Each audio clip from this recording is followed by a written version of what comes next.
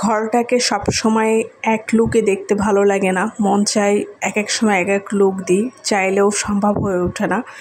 মানি crisis plus নিজের বাসা না, সব কিছু মিলিয়ে আসলে হয়ে ওঠে না। হ্যালো ভিউয়ার্স, আসসালামু আলাইকুম। চলে আসলাম আলাদা ছোটো একটি ভিডিও নিয়ে। সকালবেলা ঘুম থেকে উঠেই মাথা ঘুরপাক খাচ্ছিল যে ফার্নিচারগুলো একঘেয়েমি দেখতে দেখতে আর ভালো লাগতেছে না, আর ঘরটা ছোট থাকার কারণে কেমন জানি হিবিজিবি লাগে।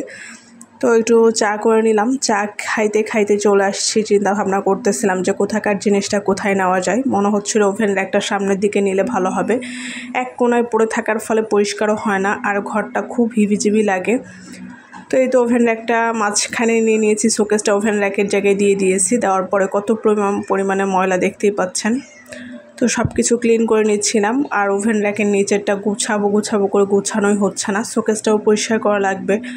আসলে ছেলে নিয়ে সম্ভব হয়ে ওঠে না। লাবিব যত বড় হচ্ছে ততই দুষ্টামি বেড়ে চলেছে। আমি সাইকো হয়ে যাচ্ছি এক কথায়।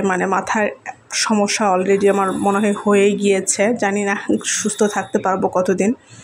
আমার এই একটা বাচ্চা মানুষ করতে গিয়ে আমি মনে হচ্ছে যে পাগল হয়ে যাব। কয়েকদিন পর পাবনা মেন্টালে যাওয়া লাগবে।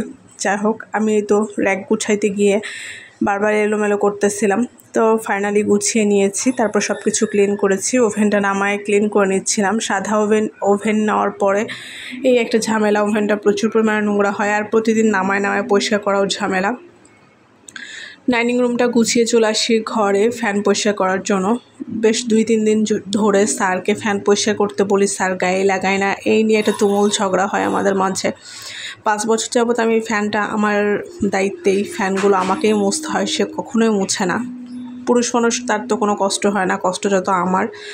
যাই হোক, আমার কাজ আমাকেই করতে হবে। তো 2 ঘরে 2টো ফ্যান মুছে আমি ঘর পুরোপুরি ক্লিন করে সুন্দর করে গুছিয়ে নিয়েছি। এরই মাঝে মাছ ছেলে ফ্রেশও হয়েছি। বাইরে প্রচুর পরিমাণে বৃষ্টি হচ্ছিল।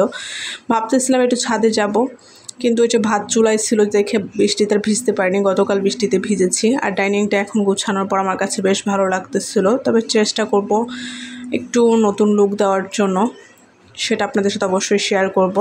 তো এই তো ঘরের বিছানা চাদরটাও তুলে নিয়েছি, আর বাইরে বৃষ্টি হয়েছে কিছুটা সময়। তারপর আবার ছাদ দেখেন গরমে শুকিয়েও গিয়েছে। কথা বলতে বলতে এদিকে বিছানাটা হচ্ছে যে চাদর বের করে নিয়েছি, বিছানাটা বিছানাও শেষ। আসলে মনে হয় যে ম্যাজিকের মতো যদি কাজগুলো এরকম শেষ করা যেত তাহলে মনে হয় খুবই ভালো হতো, কিন্তু এই কয়টা কাজ করতে যে আমার কতক্ষণ সময় লাগছে। ক্যামেরা বন্দি করছি, মনে হচ্ছে খুব অল্প সময়ের কাজ। যাই হোক, এদিকে মা ছেলে খাওয়ার পরে কিছুটা ভাত নষ্ট হয়েছে, সেটাই তো ছাদে ফেলে দিয়েছি। প্রচুর পরিমাণে পাখি খাচ্ছে, প্রতিদিনই আমরা তাই করি। লাভের আব্বুও তাই করে, আমিও তাই করি, আর আমার ছেলেও পছন্দ করে। ও বারবার বলে, আম্মু পাখিকে ভাত দাও, পাখিকে ভাত দাও। যাই হোক, পাখিগুলো ভাত খাচ্ছিল এখানে। এই পর্যন্ত আজকের ভিডিওটা। সবাই ভালো থাকবেন, সুস্থ থাকবেন। আল্লাহ হাফেজ।